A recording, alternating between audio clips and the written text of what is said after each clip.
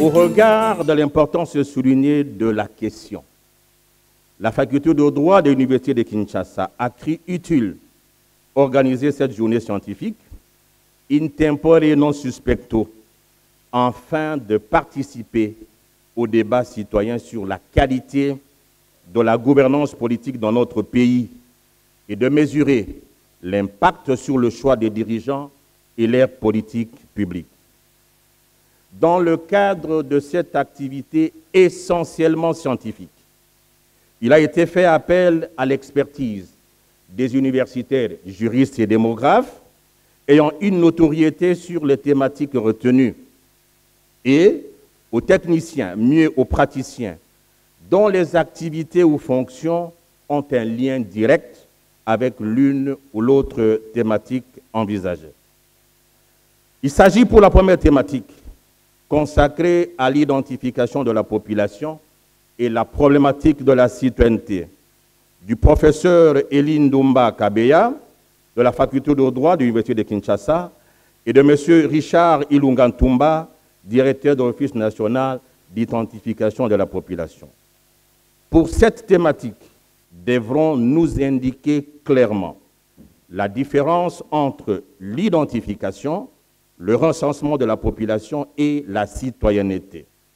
L'influence de l'une ou l'autre notion sur la participation politique est également attendue. Se rapportant à l'enrôlement des électeurs et la cartographie électorale, la deuxième thématique sera développée par le professeur Jacques Djoli Essengekeli de la faculté de droit de l'Université de Kinshasa, qui devra établir une relation claire et précise entre l'enrôlement des électeurs et la fiabilité du fichier électoral. M. Corneille Nanga Yobeluo, président de la Commission électorale nationale indépendante, devra quant à lui nous fournir des éléments essentiels de la cartographie électorale en rapport avec la légitimité des gouvernants. L'intervenant pourra nous éclairer sur la possibilité d'organiser concomitamment le recensement de la population et l'enrôlement des électeurs sans que cela n'impacte sur le respect de délais impératifs à la tenue du prochain cycle électoral.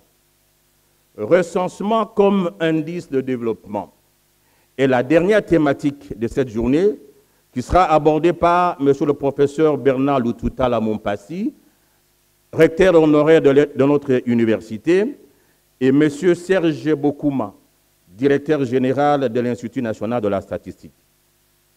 L'un et l'autre tenteront d'établir un lien entre le recensement de la population et le développement en République démocratique du Congo.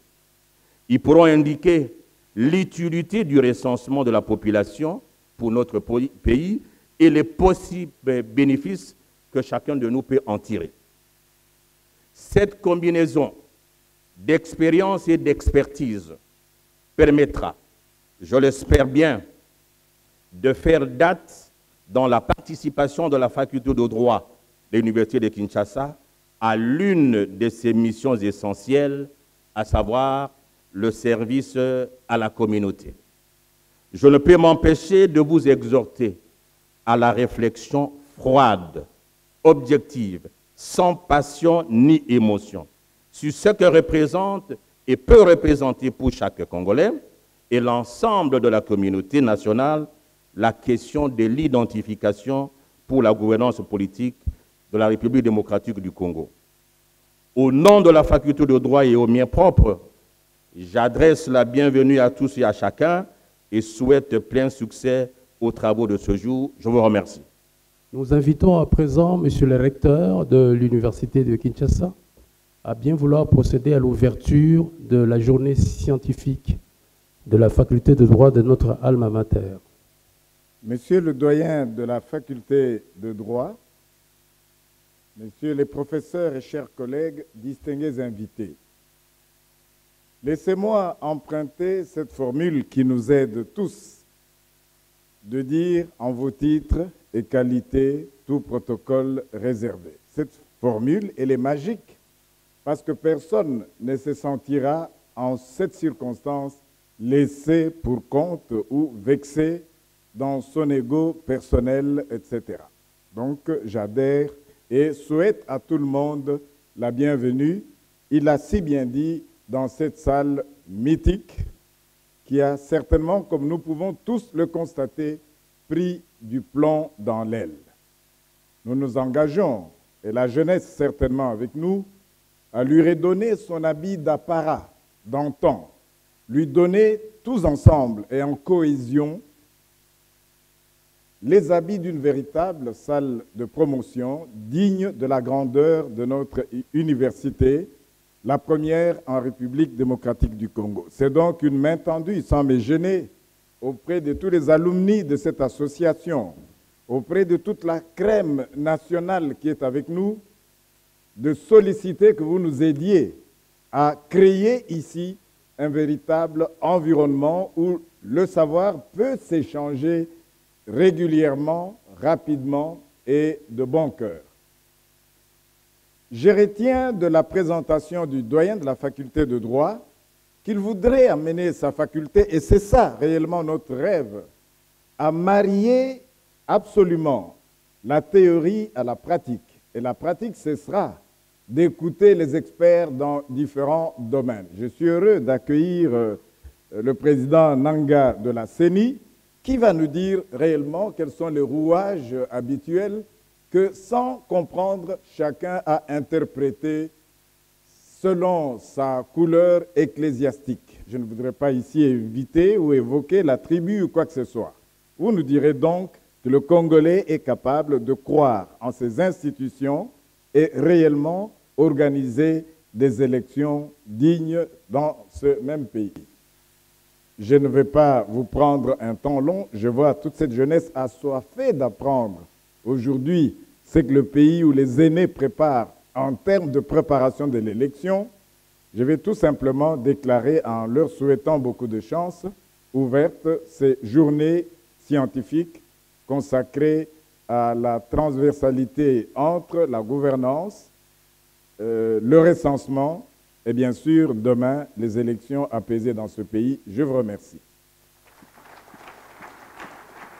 Je reviens à mon rôle de modérateur pour l'instant, en invitant le premier intervenant, le professeur Élie Léon Ndomba. On n'a plus le temps de les présenter. Vous savez qu'il est professeur à la faculté de droit, il est président du Conseil d'État. Donc, professeur Ndomba, je vous accorde la parole. Monsieur le recteur de l'Université de Kinshasa, monsieur le doyen, chers collègues professeurs, distingués invités à vos titres et qualités. Et c'était plus exactement en date du 7 février 2017, dans cette même salle, la faculté de droit m'est chargée d'exposer sur la question de l'état civil et le développement. J'étais arrivé à la conclusion que sans maîtrise de l'état civil, il est impossible, et alors impossible, de penser à un développement quelconque dans notre pays. Malheureusement, la voix n'a pas été très entendue parce qu'il y a un projet de loi au Parlement à l'heure actuelle sur l'état civil. Mais lorsque j'ai entendu comment, de ce côté-là, les gens disent ce n'est pas urgent, ce n'est pas prioritaire, il faut d'abord penser aux élections, penser à la CENI, je me dis la voix n'a pas été portée très loin. Parce que sans maîtriser l'état civil, comme tout à l'heure on parle de recensement, il n'est pas possible de commencer à s'organiser et de penser à un développement quelconque. Aujourd'hui, je suis appelé à vous entretenir sur le recensement de la population et la problématique de la citoyenneté. Et il s'agit apparemment des sujets qui présentent des similarités. Leurs fonds me paraissent très différents. En effet, lorsqu'on aborde les questions relatives à l'identification de la population, à l'état civil et au recensement, comme lorsqu'on aborde celles relatives à la nationalité et à la citoyenneté, une confusion s'installe tout de suite dans le cerveau des communs des mortels, surtout quand on n'est pas très averti dans toutes ces matières. Le thème de la présente communication en a souffert aussi, et j'ai apprécié combien ces modifications m'ont été bénéfiques dans la préparation. Le département m'avait demandé de vous entretenir sur l'état civil et la citoyenneté.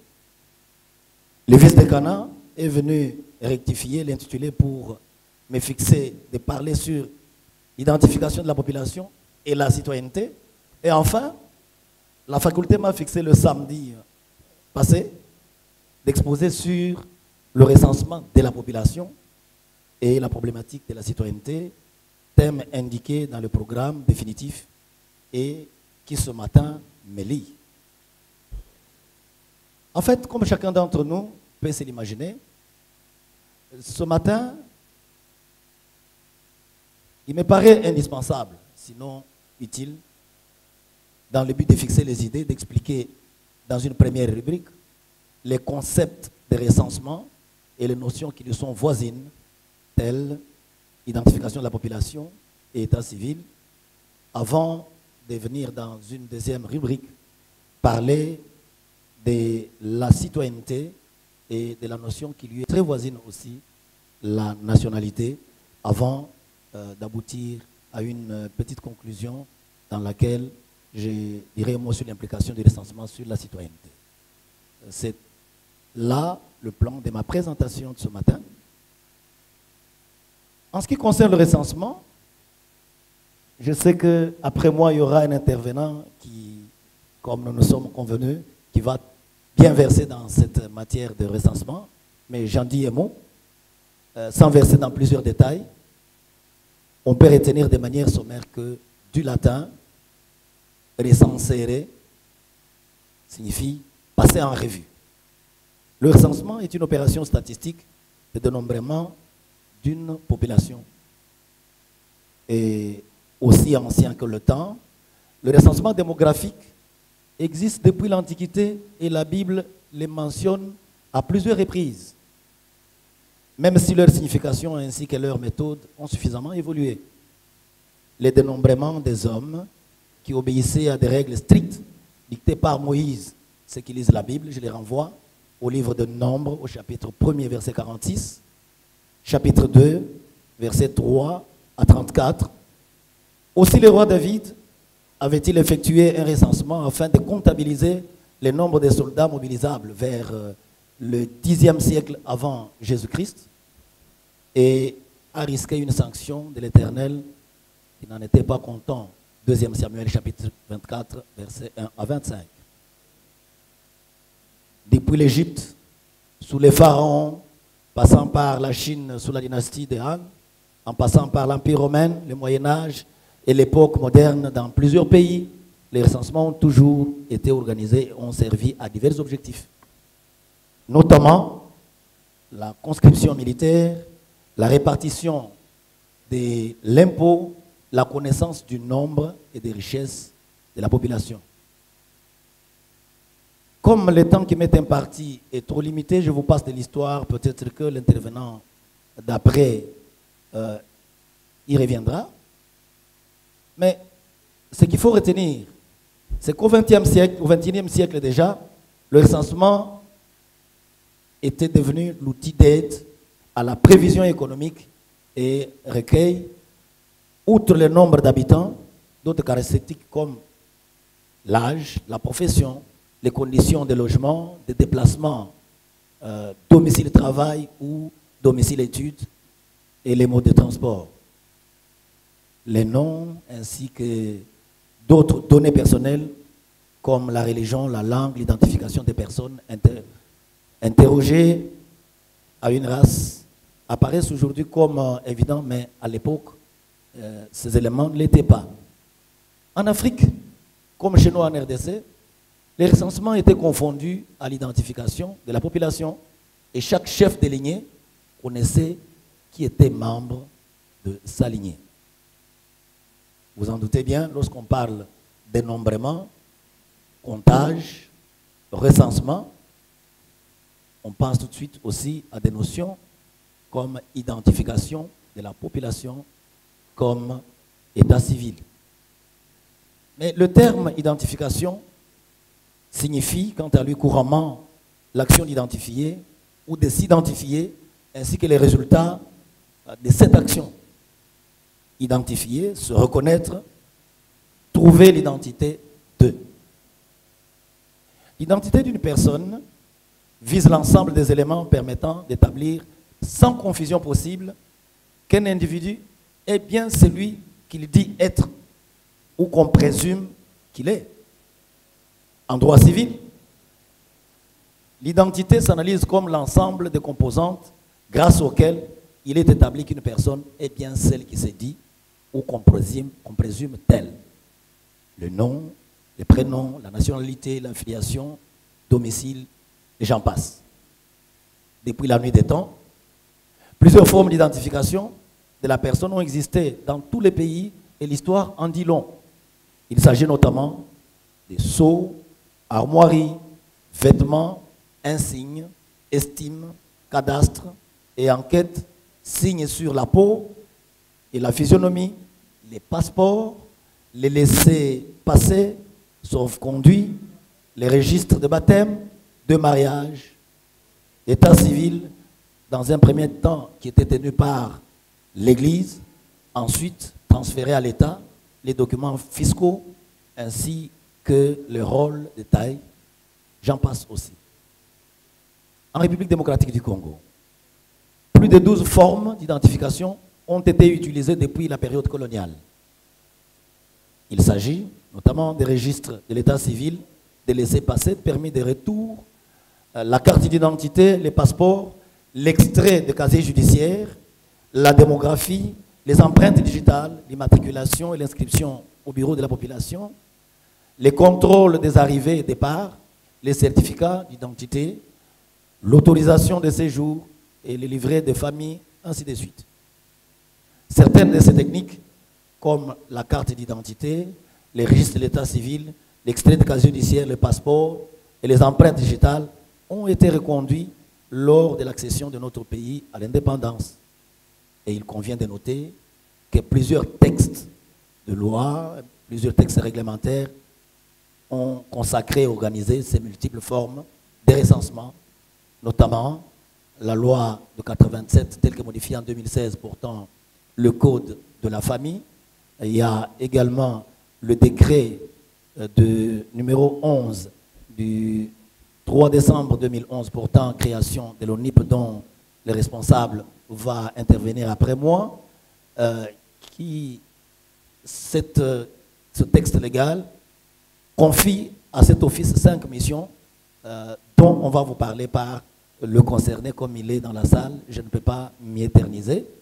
Il y a le décret qui prescrivait le recensement général de la population en 2009 et de l'habitat. La loi du 7 juillet 2008 portant dispositions générales applicables aux établissements publics. La loi du 24 décembre 2004 portant identification et enrôlement des électeurs. On nous en parlera également. Je vois les personnes attitrées qui vont intervenir ici. L'ordonnance loi relative à la police des étrangers. Ces textes ont organisé l'identification de la population. Cependant, ce concept d'identification de la population est polysémique, comme vous pouvez vous en rendre compte. Il fait également allusion à l'état civil. Et l'état civil, qui dérive du latin status, l'état de la personne, désigne étymologiquement la situation, la position, le statut de la personne humaine. Comme cette position peut se définir à partir des différents angles d'approche, sa définition varie également selon l'angle auquel on se place et selon les éléments qu'on prend ou qu'on ne prend pas en considération pour le définir.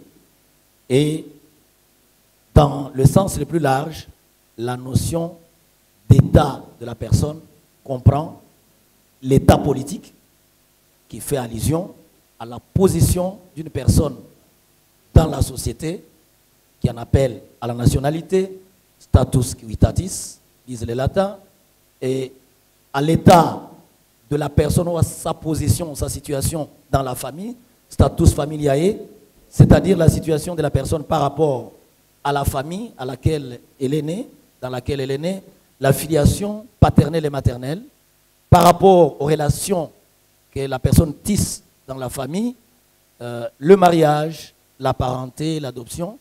Donc chaque personne acquiert dès lors un statut en fonction de la population qui est la sienne, en rapport aux deux grands ordres de relations qui caractérisent les relations familiales dans le contexte de la famille tel que réglementé par le Code de la famille. La relation de mariage et la relation des filiations. Mais il y a aussi le statut individuel, la position de la personne qui se réfère aux éléments personnels spécifiques qui permettent de procéder à l'identification comme le nom de la personne, son sexe, mais également des éléments caractéristiques de sa situation psychologique ou psychique personnelle, âge, état mental qui induisent sa capacité ou son incapacité juridique. Et lorsqu'on parlera de la citoyenneté, on verra comment la capacité ou l'incapacité juridique peut intervenir dans la citoyenneté.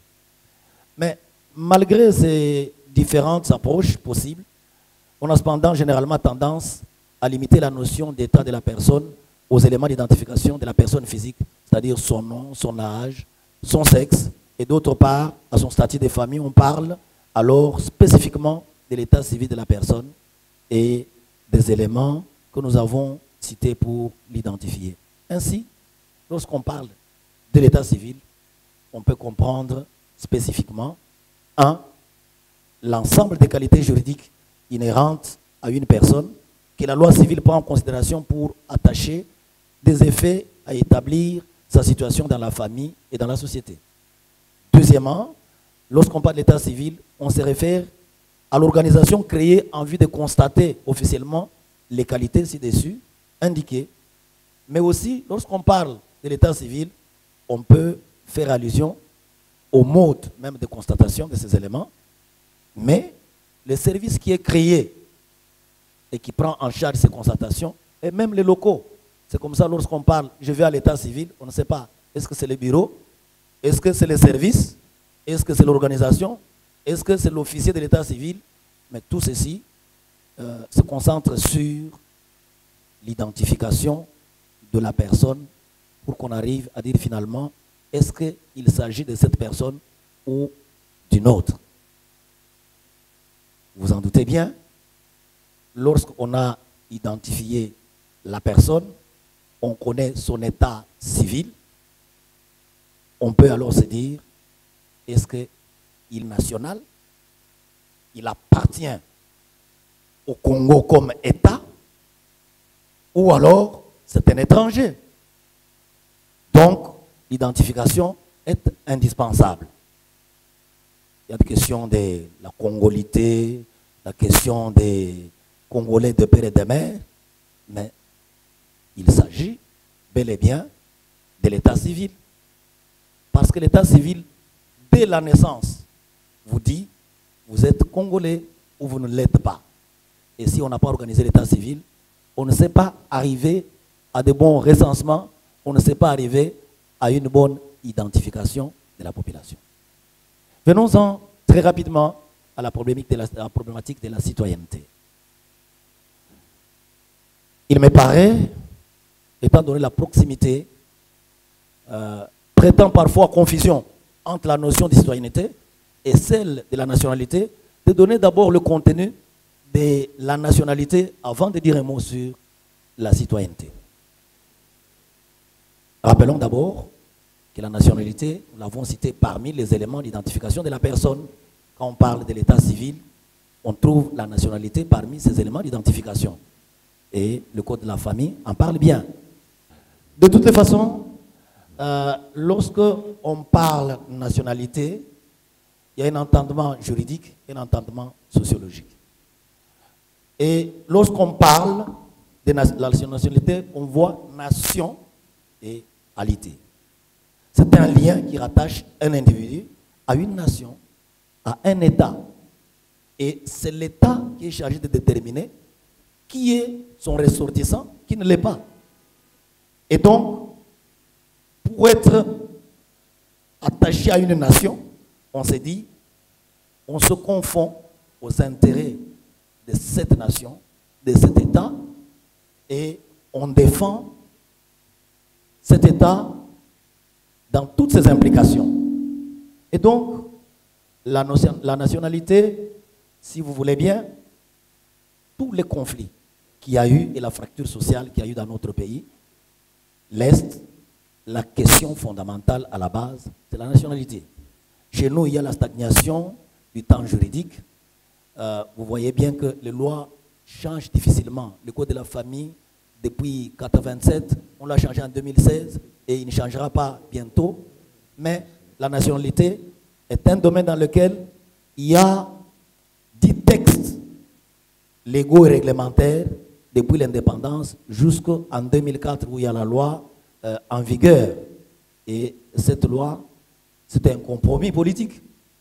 À l'époque de la transition, selon la constitution de la transition, il y avait des discussions à Sun City où il fallait éviter les guerres à l'Est. Et c'est ainsi qu'il a été décidé que toutes les populations dont les parents ont habité le Congo à l'indépendance soient considérées comme congolais.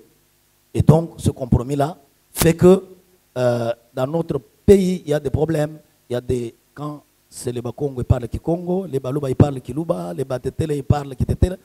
Les tribus s'identifient aux langues, aux dialectes qu'ils parlent.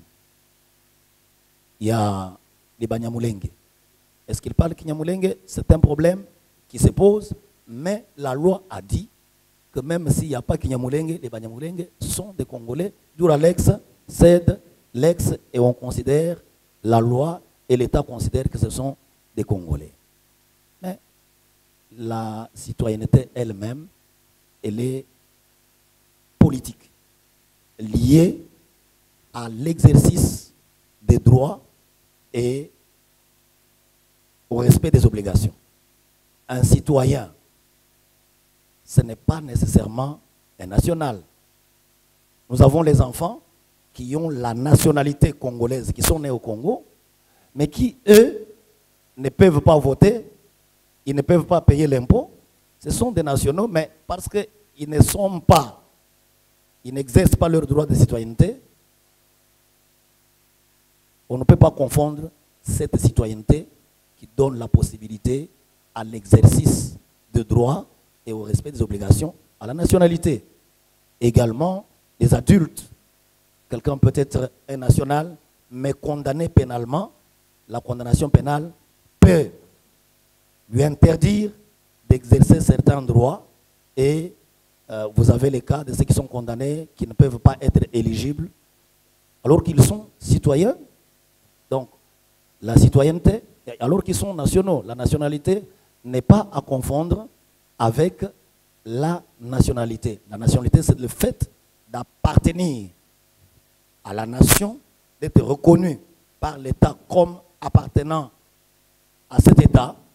Mais la citoyenneté, c'est le fait qu'un citoyen est apte à exercer certains droits, surtout politiques, et à répondre à certaines obligations. Le temps me manque pour aller dans les détails. Aujourd'hui, on parle de la citoyenneté mondiale, mais bon, est-ce que au monde, il y a une nationalité? Non. Aussi, les résidents dans certains pays, quelqu'un qui réside dans le pays, qui n'est pas national parce qu'il a ses intérêts, aux élections au niveau local, on peut lui permettre de participer aux élections pour se choisir des personnes qui gèrent ses intérêts dans cette localité.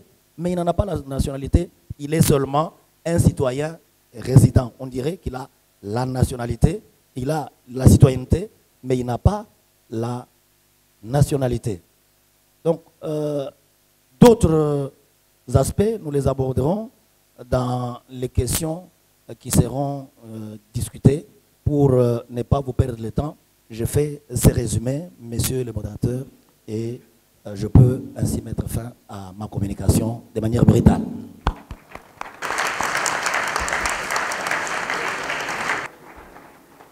Merci, monsieur le professeur Ndomba. Je n'ai pas la prétention de résumer. Vous avez constaté que lui-même, en tant que pasteur, il a commencé par rappeler comment les recensements ont été réalisés depuis l'Antiquité, Xe siècle, et puis en Égypte, jusqu'à l'heure actuelle, et il a terminé avec la distinction qu'il faut avoir entre la citoyenneté et la nationalité, qui sont deux notions à ne pas confondre. Professeur, je vous remercie. Nous allons passer au deuxième intervenant. C'est une personnalité extérieure à l'université, donc pour ces personnalités, la étudiants ne connaissent pas, je vais donner un peu de détails sur leur CV.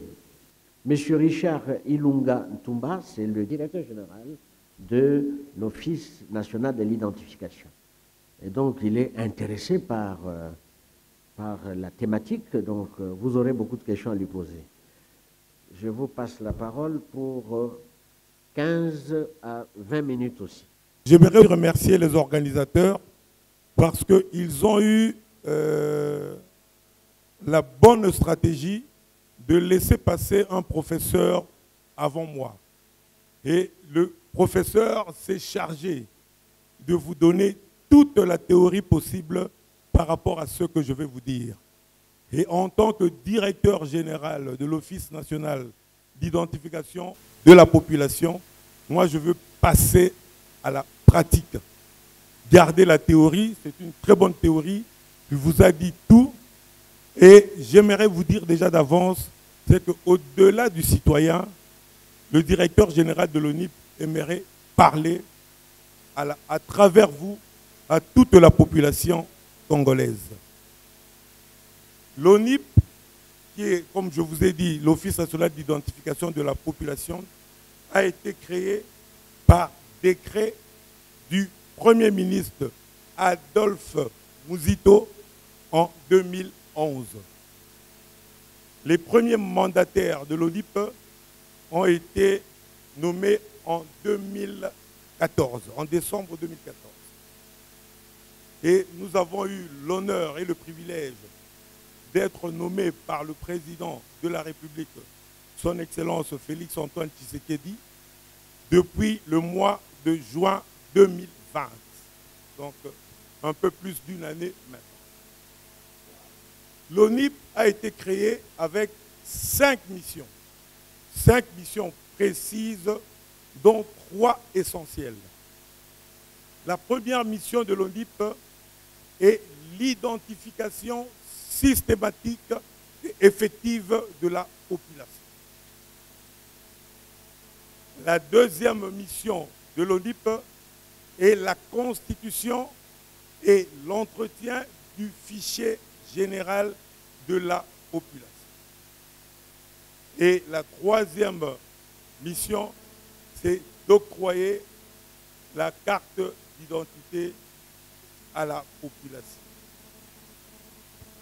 Pour ceux qui veulent, il y a les 2 autres missions, ce sont des missions un peu plus théoriques, c'est-à-dire faire des études sur l'évolution des fichiers généraux et conseiller le gouvernement sur le même sujet, sur les fichiers généraux de la population. Voici en gros les 5 missions dévolues à l'ONIP. J'aimerais dire à tous qu'il n'est pas normal qu'un grand pays comme la République démocratique du Congo, à ce jour, Personne ne connaît le nombre d'habitants de ce pays. Personne. Et pour vous donner une idée, la Banque mondiale parle de 89 millions. L'Institut national de statistique de la République démocratique du Congo a sorti son annuaire 2020 et l'Institut parle de 98 millions 400, si j'ai bonne mémoire. Et il y a une structure qui a été créée, qui est liée au Premier ministre de la République, qui s'appelle CAID, qui estime la population congolaise à près de 132 millions hors ville de Kinshasa. Donc si on ajoute la ville de Kinshasa, on tourne autour de près de 150 millions d'habitants. Ce n'est pas normal. Parce que quand on regarde rien que ce gap-là, entre 98 millions et 150 millions, ça fait pratiquement le tiers de la population. Et je me demande, je suis en face de la crème intellectuelle de la nation. Je me demande tous les calculs que l'on fait, même quand l'on calcule le PIB de la population, le PIB par habitant, c'est quel chiffre que l'on prend? Le chiffre de la Banque mondiale, vous savez comment la Banque mondiale calcule? Chaque année, il rajoute 3,3% de la population. Donc l'année prochaine, comme ils estiment à 89 millions, on sera à peu près 91, 92 millions pour la Banque mondiale. Pas de recensement. Mais laissez-moi commencer par vous expliquer quel genre de recensement l'ONIP doit faire.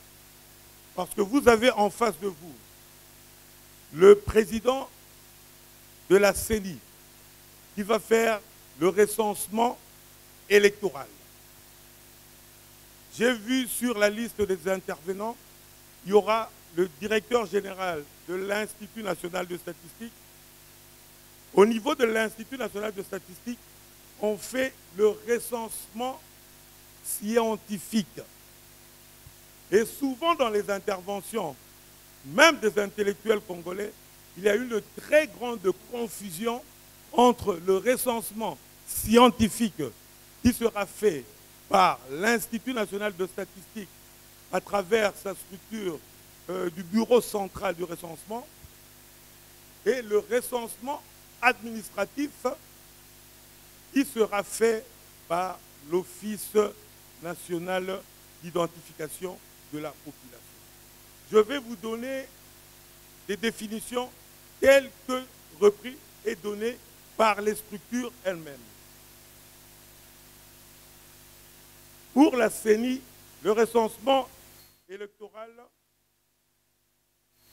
c'est-à-dire le recensement des électeurs, c'est l'ensemble des opérations de collecte, de transcription et de fichage des données personnelles d'identité permettant d'inscrire les listes électorales, permettant d'inscrire sur les listes électorales les personnes remplissant les conditions requises pour être électeur.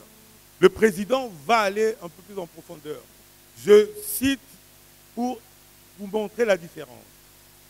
L'enrôlement des électeurs et l'inscription des éléments personnels d'identification des personnes en âge de voter sur la liste électorale. Le recensement scientifique, que l'on qualifie également de recensement technique ou plus simplement de recensement statistique,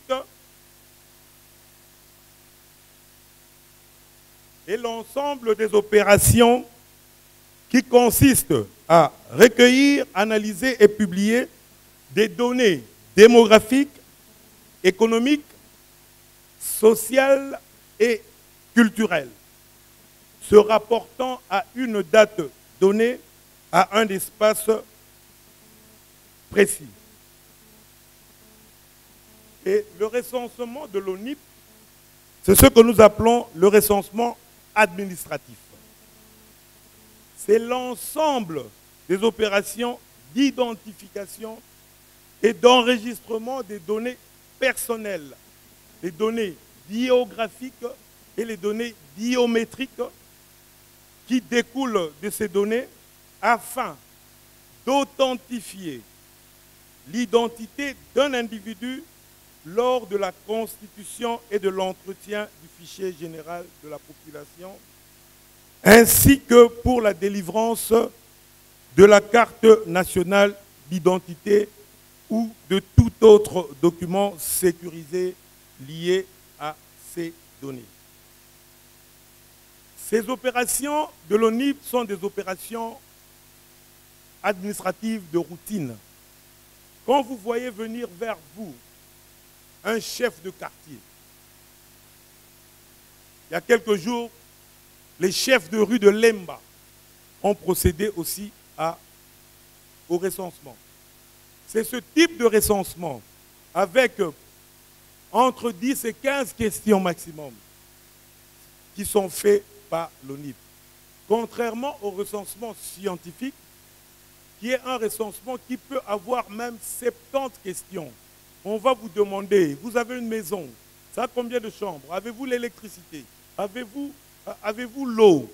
Toutes ces questions-là seront posées, c'est surtout pour les agrégats économiques que ce recensement-là est effectué. Alors, je vais revenir aux missions de l'ONIP pour vous donner l'importance. Aujourd'hui, en République démocratique du Congo, parce que je vous ai dit que je vais passer, moi, plutôt à la pratique, parce que toute la théorie, on parle de citoyens. Moi, j'aurais voulu que le titre ne soit pas le recensement de la population et la problématique de la citoyenneté. J'aurais voulu qu'on écrive la population congolaise face au recensement de la population. C'est notre intérêt, chers tous. Vous pouvez imaginer tout ce qui peut ressortir de ce recensement-là. Après avoir identifié, on va créer la base de données de la population. Cette base de données, pour ceux qui ne l'imaginent pas, c'est le renouveau de la République. Parce que, imaginez-vous que dans la base de données, chaque individu aura un numéro d'identification nationale que nous appelons le NIN. Ce numéro-là va tracer la vie de tous les Congolais. Et je ne vais pas entrer dans le débat sur la nationalité, mais ça sera l'une des solutions à ce débat-là. Quand vous y entrez définitivement. Vous n'en sortirez pratiquement plus, sauf si vous avez fraudé. Et cette base de données va fournir des centaines et des centaines de services. Parce que ce numéro d'identifiant qui sera issu de cette base de données va permettre que chaque individu soit tracé. Je donne un exemple. Les plaques d'immatriculation seront liées au numéro d'identification national. Nos policiers n'auront plus besoin d'entrer par la fenêtre pour arrêter quelqu'un qui est en train de commettre des infractions. Il suffit d'avoir son numéro de téléphone et son numéro de plaque qui est lié au numéro d'identification nationale pour avoir tous les éléments d'identité de la personne. Il en est de même des impôts. On parle des gens qui ne veulent pas payer l'impôt. Mais si on veut faire payer l'impôt, personne n'y échappera. Parce qu'on pourra en ce moment-là envoyer les fiches d'impôt à toute la population si on le souhaite, si c'est nécessaire. C'est une base de données importante. Et quand on regarde la télévision, on vous parle toujours de corruption, on vous parle des doublons, on vous parle des fictifs, et on ne choisit pas la bonne solution.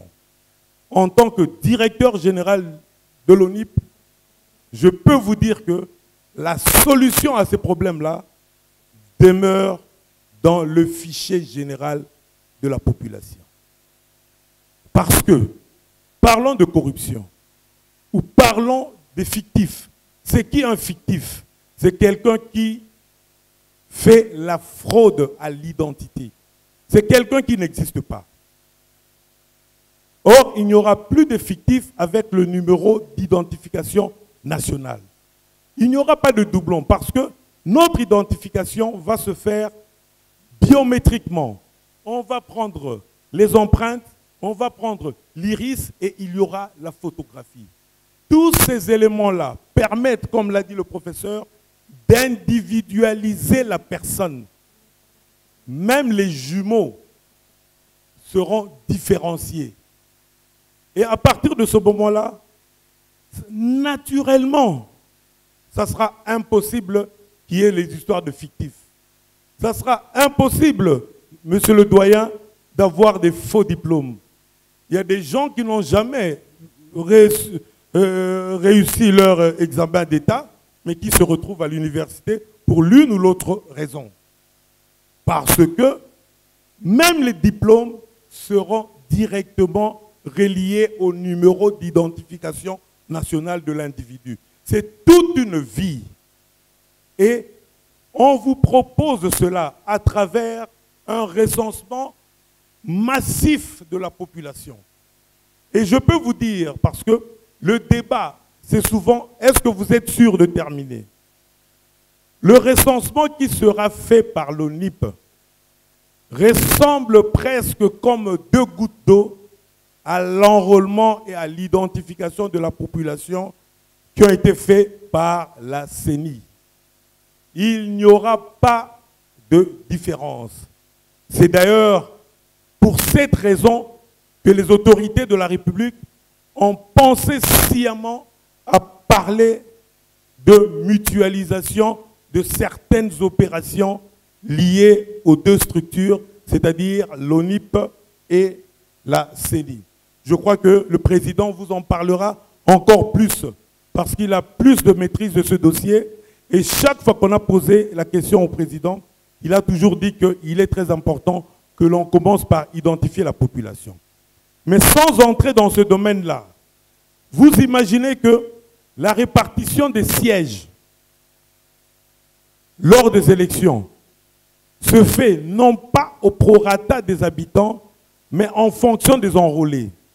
Ça veut dire que nos députés nationaux ne représentent pas les gens qui n'ont pas voté, c'est-à-dire ceux qui ont moins de 18 ans lors du jour du vote. Ce n'est pas normal. Et là, je peux aussi ajouter que tous les Congolais de l'étranger ne votent pas. Donc, on a des députés qui représentent plus ou moins la moitié de la population. Mais avec le recensement administratif qui sera fait par l'ONIP, nous aurons des députés qui vont représenter tous les Congolais. Du bébé qui est né aujourd'hui jusqu'au dernier. L'ONIP recense tout le monde. Et on recense même... Monsieur le DG, vous êtes très pratique. Veuillez conclure. Comme ça, on va faire un petit débat. Très bien. Les gens vont poser des questions et vous répondrez. Je vais terminer par quelques questions de conclusion. On devait parler de citoyens. J'ai laissé le professeur en parler. Mais qui est citoyen et qui ne l'est pas en RDC? Quels sont, en pratique, les droits et devoirs de la majorité des citoyens dont on ne sait préciser ni l'identité, ni le lieu de résidence? Qu'est-ce qui lie l'État à ces citoyens fantomatiques en principe, parce que inconnus? Qui peut aujourd'hui répondre à la question de savoir combien sommes-nous? Et je vais terminer en disant, particulièrement aux camarades hauts, appropriez-vous l'ONIP L'ONIP appartient aux citoyens. Un citoyen inconnu de son état, quand il meurt, il disparaît. Vous voyez la croix qu'il y a en nécropole. Si elle tombe, on ne sait pas que vous avez existé. Nulle part. Prenez l'ONIP entre vos mains. Nous avons besoin de vous. Nous allons identifier et recenser la population congolaise. Je vous remercie.